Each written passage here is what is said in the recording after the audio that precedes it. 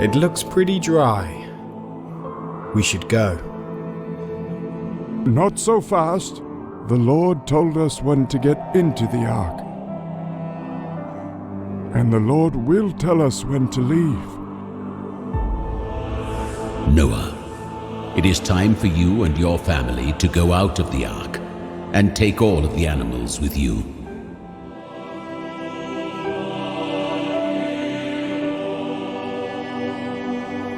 We're home.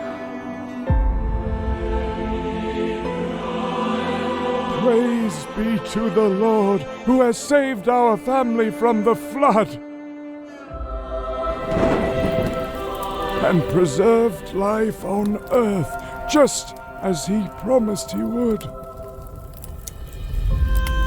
I am putting you in charge of my creation. I am giving you all the green plants and animals for food. It is all yours.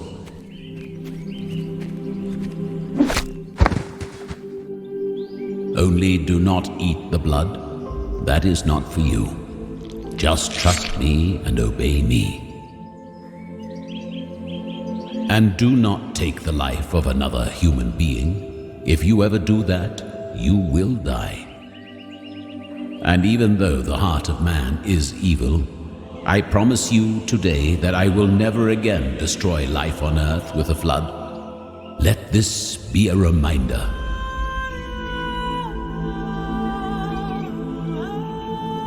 Noah, I love you. I am blessing you with everything you need for life. I have created you in my image. Enjoy my world.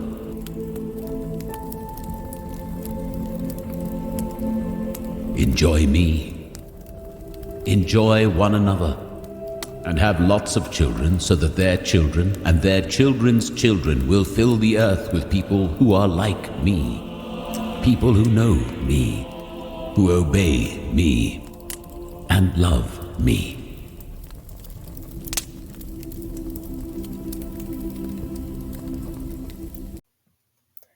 Today's reading is Genesis 10, and it's about Noah's 3 sons and their descendants, from whom all people on earth have descended. So just think, everyone we meet is related to us if we go far back all the way to Noah's descendants. Whenever we read lists of names, we try not to get bogged down in pronouncing the names, but instead look for the treasure that is hidden there. Sometimes there's an interesting statement among the list of names or something familiar. In this section, we're going to discover where the people of Sodom and Gomorrah came from, as well as Nineveh, Babylon, the Canaanites, and everybody else. A lot of people believe that Ham's son Mizraim is the ancestor of the Egyptians. In the Bible, Egypt is called Mizraim and the land of Ham. Psalms 105:23 shows us that. Here's how. Come and read between the lines. Come on, come in, begin. The world awaits. Between the lines, between the covers of the book, it's time to look between the lines. Behold the tales beyond the tales, behind the door. We come explore. Come in between the lions. Begin between the lions. Begin between the lions. The boy who cried wolf.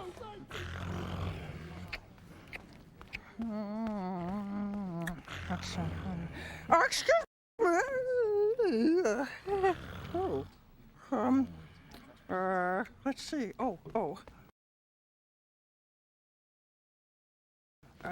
If you really need help, wake the big lion. Wake the big lion? Okay, all right. Very, very good. Yes, Hungry. Food!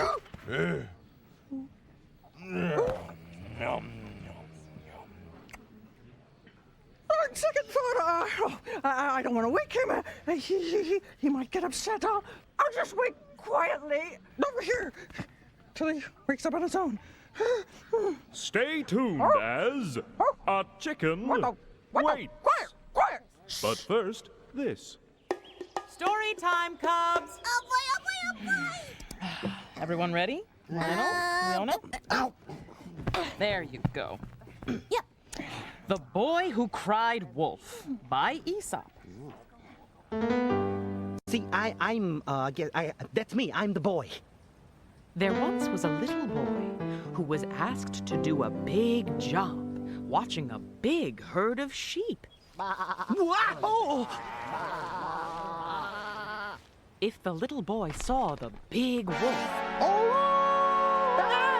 he was told to cry out, and a big crowd of people from the little village would come running to help him. Hey, I'm just a little boy. I don't know if I'm ready to take on such a big job. Good point.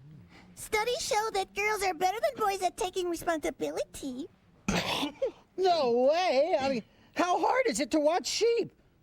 Look, they're just standing there. I can't take the pressure. What am I supposed to do? I didn't take sheep watching in school. I had a doctor's note. I'm sure we have books on how to do it. That's a miracle. No, it's just a library. Yeah, come on out of the book. Sure, we'll help you.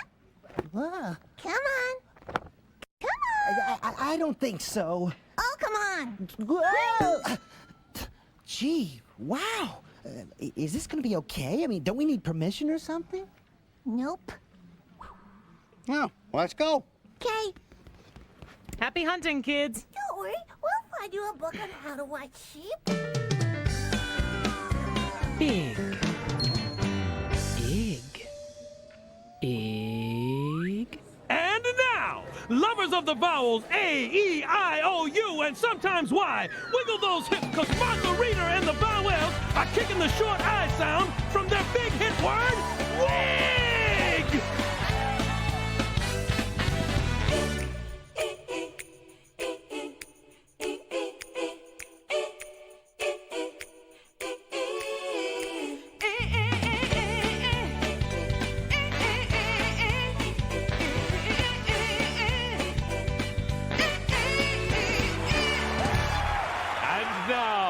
Busterfield in a wig.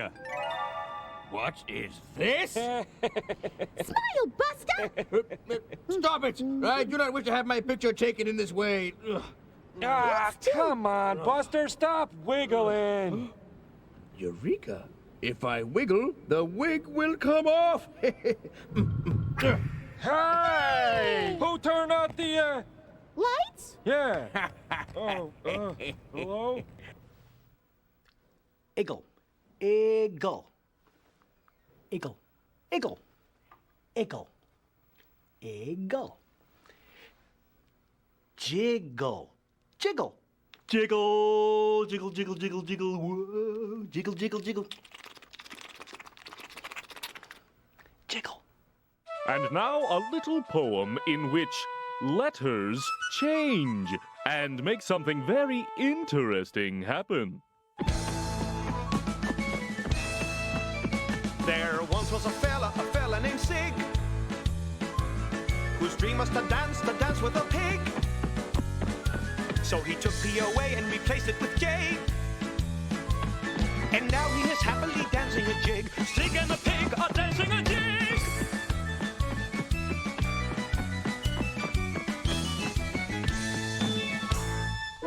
And now it's time for... Great words, great words.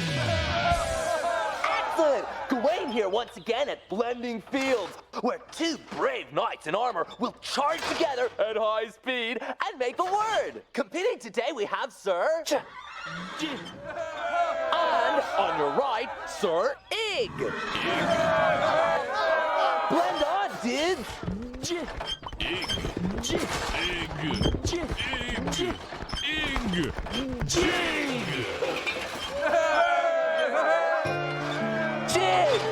Excellent! word for today. And this is the way saying, hope you liked our thingamajig. See you next time on Great Word, Great Word. Jig. Wig.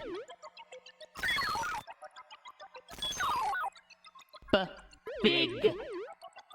Flying off the shelf once again, it's the continuing, daring, and dangling adventures of Cliffhanger! Today's adventure, Cliffhanger and the Fuzzy Wuzzy Bear and the Big Wig. Cliffhanger, hanging from a cliff, and that's why he's called Cliffhanger. Excuse me! Excuse me! We find Cliffhanger where we left him last, hanging from a cliff. Can't hold on much longer. Suddenly, Cliff sees a Fuzzy Wuzzy Bear. Fuzzy Wuzzy Wuzzy! Fuzzy Wuzzy Wuzzy! Hurriedly, Cliff reaches into his backpack and extracts his trusty survival manual. Using his expert decoding skills, Cliff begins to read. When you see a Fuzzy Wuzzy Bear, ask him to let down his hair. Fuzzy Wuzzy Bear, let down your hair! Joy infuses the breast of the intrepid adventurer. At last he is saved. It was just a big wig. Oh, nuts. Fuzzy Wuzzy wasn't fuzzy, was he? I am a Baldy Waldy. And that's why he's called Cliffhanger. Can't hold on much longer. And now, back by popular demand, a chicken waits. Oh dear.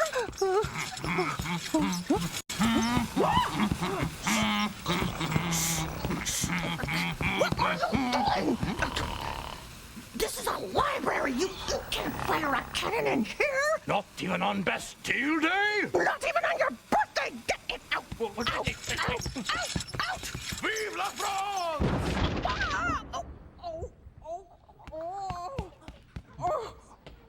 Sacre bleu. We will return to... Don't say it.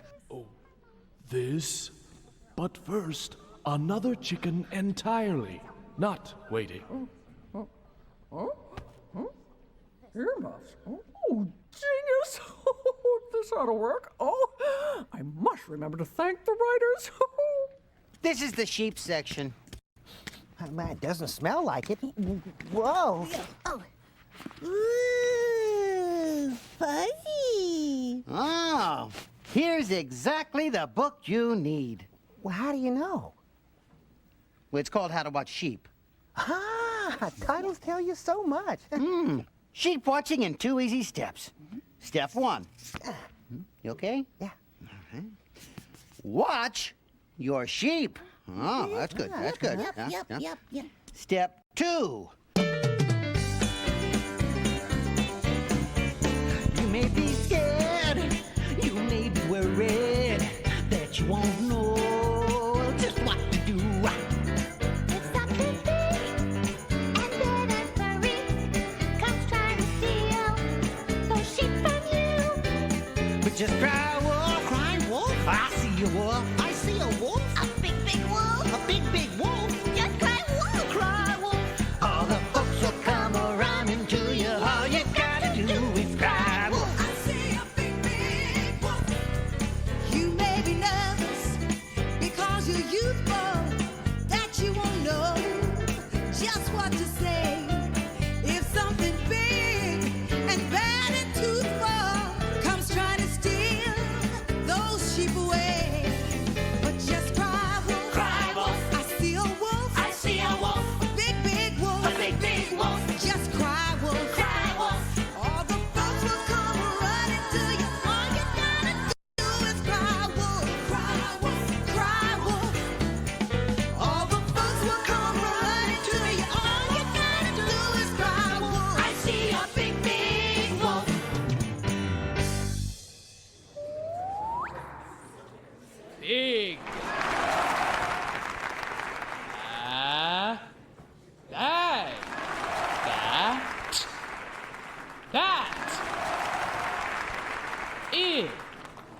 bits.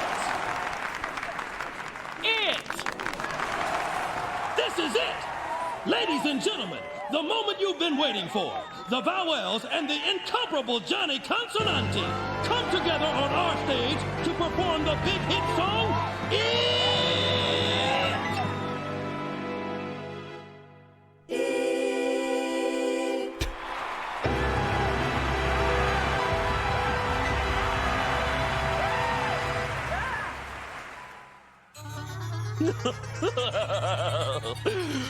Watson, come quick and bring your pad and pencil. Yes, Dr. Nitwit? Oh, that's knit white. The E on the end makes the whit white. Dr. Knit White. Sorry. Right this town. I, Dr. Alexander Graham Nitwhite, have discovered the only two-letter word in the entire English language with the I sound. In.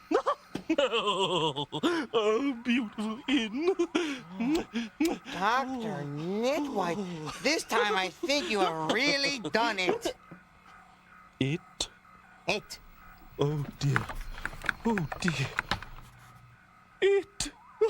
Oh, go away, let me think. Yes, Dr. Nitwit. That's Knit White.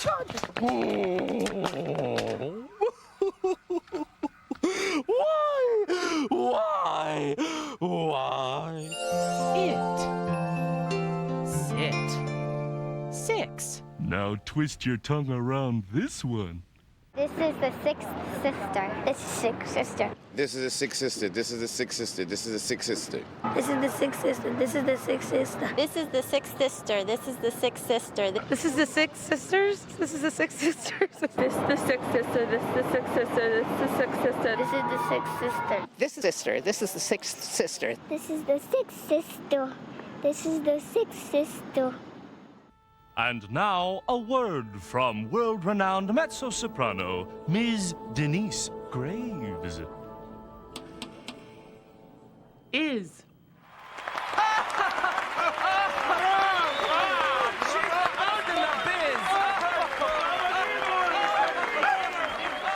Pin. Silent E. Pine. Pine. It's a plan, it's a plane, it's Silent E-Man! These vowels have a problem, and Silent E's to blame. Instead of he makes them say their name. He's changed the sounds to A and E and I and O and U. With powers like that, just think about what damage he can do. Silent E, he changed his cub into a cube. Silent E, he changed his tub into a cube. He changed his twin to twine, he changed his can into a game. And this brave man must stop him before he strikes again. Silent E, your vowel sound changing days are over. I'm carting you off to the slammer. But of course, you have the right to remain silent. Look, a note from Silent E. It says, I love that pin you're wearing. I'd love to have a closer look. Gee, thanks so much for sharing. well, sure. I don't see any harm in that. Oh, yeah. Silent E. He knew that pin would do just fine. Silent E. He changed it to a pine. Silent E. Our story sad but true. He's escaping out the window, and there's nothing we can do. Well, Silent E, you may have slipped out of my grasp this time, but mark my words, I'll get you yet! And now the Word Doctor with Dr. Ruth Wertheimer. Hello. Here's Dr. Ruth. It must be time for another long word freak out. Whoa! Dr. Ruth! Dr. Ruth! You gotta help me. I was reading a book, right? And everything was going fine, see? And then I came to this word. Ooh! Ooh! Look how long it is. I can't read it. I can't! Yes, you can. Now, take a deep breath. Start on the left. And take it one part of the word at a time. Okay, I'm gonna try. Okay. Intelligent. Good. Now put the parts together. Intelligent. Intelligent. Intelligent. Intelligent, that's right. You got it. Oh, I got it. Oh, Dr. Ruth, thank you. Oh. You are welcome. Oh, I'm good. And that is a very intelligent monkey. And now, once again, it's time for the adventures of Sam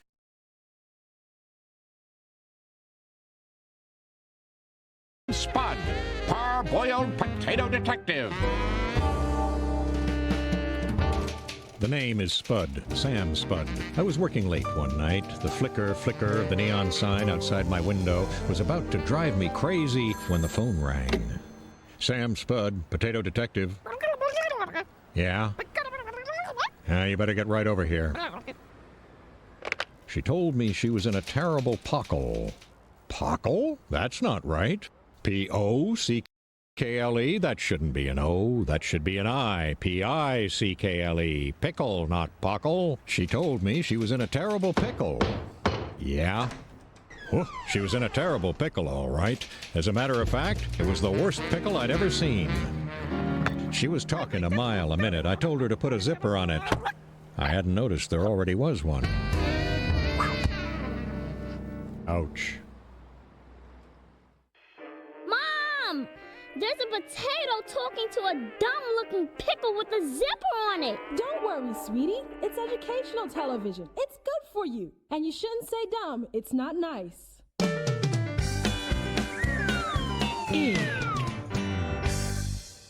Big. I know you're ready. Come on, say you're ready. Okay, I'm ready. Bring on the sheep. It's amazing how a little knowledge can give you big confidence. Thanks. No problem. I helped you. Well, you know what my favorite part of that How to Watch Sheep book was? I wrote it down so I wouldn't forget it. Just cry wolf, I see a wolf, a big wolf. Just cry wolf, all the folks will come a-running to you. All you gotta do is cry wolf. I distinctly heard someone say wolf. No. Oh, sorry. Woo, false alarm. Sorry. Oh, that's great. I'm so relieved. Actually, I was worried. Oh, my goodness. Yeah, I was sweating. Did you see that? Yeah. It works. This little boy is going back in the book to take care of that big job. Way to go. Stand back. Okay. Wow, yay! Oh, good for you. Oh, read it, Lionel. I want to see what's going to happen. Come on. Okay. Now, after getting help at the library, the little boy took the big job of watching the big herd of sheep. The little boy decided to show the big herd of sheep they didn't have to worry about the big wolf. Don't worry. If I see a big wolf, I'll just do this.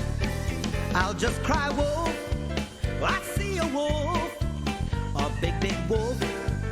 Just cry wolf, all the folks will come running to me. All I gotta do is cry wolf.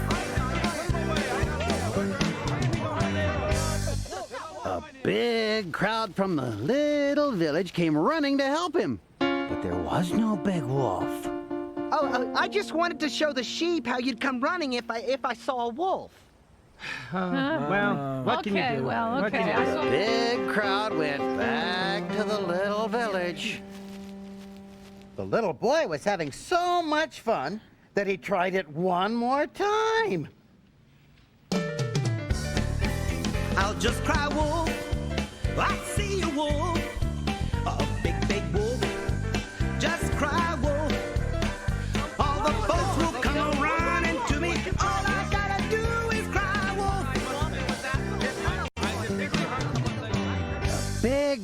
from the little village came running again to help him. But again, there was no big wolf. Whoa, you came even faster this time. Oh, this is just ridiculous. I don't. What? I think this big job has gone to that little boy's head, absolutely. you know? Well, the little boy was enjoying himself so much, he tried it again. Again? Oh, I knew they should have gotten a girl for this job. Go ahead. The big crowd of villagers from the little village was getting a little fed up. And then a big wolf really did come to steal the sheep. It's a little boy cried out. Wolf! I'm crying wolf. I see a wolf. A big, big wolf. I'm crying wolf. All you folks, please come running to me. People, can't you hear me crying wolf? But this time, no big crowd from the little village came running to help the little boy. And the big wolf stole the big herd of sheep. This little boy is in big trouble. Little boy had learned a big lesson. Don't cry wolf. Don't cry wolf. Don't cry for help unless you really need it. If you want them to believe, you just make sure it's really true when you cry wolf. If you want them to believe, you just make sure it's really true when you cry wolf. Don't cry for help unless you really need it. Well, that boy won't do that again. What? What do you but cry for help when he doesn't need it? Oh, yeah. Oh, will no one help me? And now we return to the exciting conclusion of Oh, please! A Chicken Waits. How can a chicken get help in this library? Don't cry for help. Don't cry for help unless you really need it. You know, something tells me that I shouldn't cry for help unless I really need it. I bet I can find the book I want in the computer catalog all by myself. Oh, did you have a nice nap, Theo, dear? Yeah, I did, Cleo, but I had the strangest dream about this chicken. And so ends the heartwarming tale. A Chicken Waits. And now, Walter Pigeon in a wig. Oh, beautiful, Walter. Work with me, work with me. Oh, that's gorgeous. Yeah, I have always secretly desired the exciting life of a supermodel. If I had a stomach, I'd be sick to it. Gorgeous, you're beautiful. Hey. Oh, cool for me, cool. Cool loves you.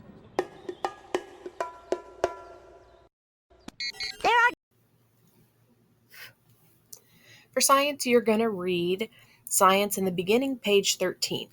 We're doing lesson 5. Go ahead and get your notebooks out, and you're going to need the science book for this. So far, you learned a lot about light and what happens when it hits something.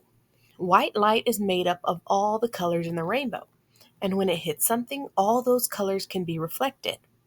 When that happens, the object appears white. If none of the colors are reflected, the object appears black. If one of the lights are reflected, it is the color of that reflected light. If one color is reflected, the object appears to be that color. Whatever is not reflected is absorbed, and that usually ends up heating the object. Now I have to stop and point out something. Everything I told you so far is true, but I have simplified things a bit. you need to understand that even something that is white doesn't reflect all the light that hits it, because some of the light is absorbed. However, it looks white because it reflects most of the light that hits it, and that reflected light is made up of all the colors of the rainbow. It's important to remember, however, that some of the light that hits it is absorbed, and this experiment should help you keep that in mind. So, sunlight and thermal energy. You're going to need a small scrap of white paper and an old cake pan or other shallow baking dish, a magnifying glass, and a glass of water. Put the small scrap of paper into the cake pan and take it and everything outside. Then put the cake pan somewhere it will get direct sunlight. Hold the magnifying glass over the scrap of paper, so the sunlight must pass through the magnifying glass in order to hit the paper. You should see a white circle of light that is formed by the magnifying glass. Move things around until the circle of light is hitting the paper.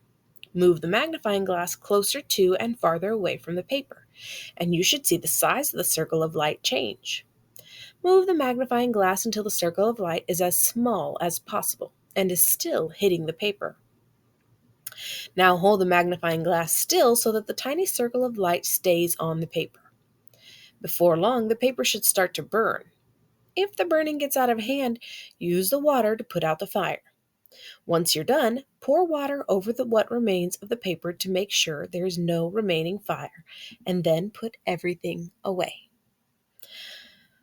So it's probably going to be nighttime by the time you're doing this, so you're going to have to do this one the next morning. Do this tomorrow. And I'm going to continue. Why did the paper catch on fire? Based on what you already learned, you should be able to explain it. The paper absorbed some of the light, and the radiant energy of that light was changed into thermal energy. Eventually, there was enough thermal energy to make the paper hot enough to catch fire. So even though the paper was white, it still absorbed enough light to eventually catch fire. But in order for that to happen, you had to use a magnifying glass to concentrate the light into a tiny circle. The magnifying glass didn't increase the energy of the light. It just took the light that was hitting the paper anyway and concentrated it into a tiny circle. With that amount of concentrated radiant energy, it didn't take long for even a white piece of paper to absorb enough radiant energy and change it into enough thermal energy to start a fire. Of course, a black piece of paper would have caught on fire a bit sooner, since it absorbs most of the light that hits it. Still, with enough concentrated light, even a white piece of paper can catch on fire. So now you know that even a white object absorbs some light. In the same way, even black objects reflect some light. Do you remember the experiment you did in Lesson 3? You shone a flashlight on a piece of paper and tried to observe another piece of paper that was behind the flashlight. When you used a white piece of paper, you could see the paper behind the flashlight very well, because light from the flashlight reflected off the white paper and it ended up hitting the paper that was behind the flashlight. When you used a black piece of paper, you didn't see the paper behind the flashlight as well as you could with the white piece of paper. But you still saw it, right? That's because even though the black piece of paper absorbed most of the light that was shown on it, some of the light was reflected and it allowed you to see the paper behind the flashlight. The point here is that no object reflects all the light that hits it, and no object absorbs all the light that hits it. Instead, white objects reflect most of the light that hits them, and black objects absorb most of the light that hits them. In the same way, a green object doesn't reflect all the green light that hits it, it just reflects most of the green light that hits it. It doesn't absorb all the light from the other colors of the rainbow either. It just absorbs most of it. Since you see mostly green light coming from the object, however, you see the object as green. Now think for a moment about the mirror you used in the first experiment. You used it because it reflects light really well, right? When you shone your flashlight at it, the light from the flashlight changed direction and hit a different part of the room. So you could easily say that the mirror reflects almost all the light that hits it. When you look at a mirror, what do you see? Well, you see an image of whatever it's pointed at. If you point the mirror at yourself and look into it, the surface of the mirror looks like you. That's because it's reflecting almost all the light that is hitting you. The light hits you and hits the mirror and reflects right back to you. As a result, you see yourself in a mirror. Now, wait a minute. A white piece of paper reflects most of the light that hits it. However, when you point a white piece of paper at yourself and look into it, you don't see yourself. You see a white piece of paper. Why is that? What's the difference between the way a mirror reflects and the way a white piece of paper reflects light? Well, a mirror is very smooth and a white piece of paper is not. While the paper might look and feel smooth to you and me, it really isn't. It's full of pits and bumps. If you use a powerful magnifying glass, you can see those pits and bumps in the paper. As a result, when a beam of light hits a white piece of paper, it is mostly reflected. But because it reflects off of a bumpy surface, the reflected light goes in many different directions. So a single beam of light ends up being split into many beams that go off in different directions. When this happens, we say that the paper has scattered the light. What does it mean when a farmer scatters seeds? It means the farmer throws them all over the place. In the same way, a white piece of paper scatters the light that hits it, causing it to go all over the place. A mirror, on the other hand, is very smooth. When a beam of light hits it, the entire beam ends up going in the same direction once it reflects. This ends up preserving the information that is contained in the beam of light. Because of this, when you look at a mirror, the light you are looking at is almost exactly the same as the light that was reflecting off of your face to begin with. As a result, you can see your face. When you look at a white piece of paper, you see a lot of reflected light, but the light has been scattered around so much that it is nothing like the light that was reflecting off your face. As a result, you don't see your face, you just see a white piece of paper. Now, if you didn't understand all that, don't worry. The point is that the way light reflects off a mirror is different from the way it reflects off of a white object. A mirror directly reflects the light that hits it, so you see a good image of the light in the mirror. A white piece of paper scatters the light that it reflects, and that destroys any image the light would have revealed. You are going to answer the questions in your journal, the questions that are on page 15. You're going to fill in the blank, or you're going to have to write this out on your thing. A white object reflects what of the light that hits it? A white object reflects blank of the light that hits it. You're going to have to answer that. Then you're going to have to do number 2. You learned in the previous lesson that a black shirt makes you warmer on a sunny day than a white shirt. However, based on what you learned in the lesson today, why will a white shirt still make you a bit warmer on a sunny day, just not as warm as a black shirt? In your own words, write an explanation of the experiment you did. Be sure to explain what the magnifying glass did as well as why the paper got hot, even though it was white. Also explain what main difference you would see if you used black paper in the experiment instead of white paper, and explain why you would see that difference. I'll give you a white paper and a black paper. That way you can do both of them. Okay, so now I want you to open the Streams of Civilization book. This is what it looks like right here. And you're going to open it to page 24. And then I want you to read all of page 24 through 26. So y'all can take turns reading one page each, or you can each read the book on your own, but I feel like it would be easier for y'all to take turns reading. Once you've read all of that, you're going to use the map that you've already made, and based off what you're reading, you're going to show the migration of Noah's descendants on the map you made. Okay, take your time on this because we're actually going to take time in this chapter. We're just going to go over what you kind of basically know because you're going to start solving for numbers that are missing. So you're going to start solving for what's going to look like a letter in the question. So this is kind of giving you a little background. Charlie packs groceries after school at Food Mart. How many soup cans can he fit into a box? We want to know how many soup cans fit into a box. We know there are blank rows with blank cans in each row. We can add the number of cans in each row now. So you can see there's 1, 2, 3, 4 rows, and there are 1, 2, 3 cans in each row. So you can see to the side they added those up. So that instead of multiplying, you're starting from the beginning, which is just counting them up and adding them one at a time.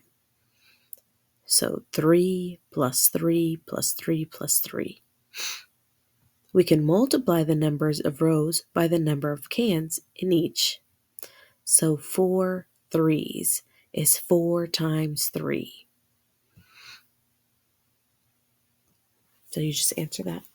And then the next one, we can add the number of cans in each column. 4 plus 4 plus 4. So you can do it either way. 1, 2, 3, 4.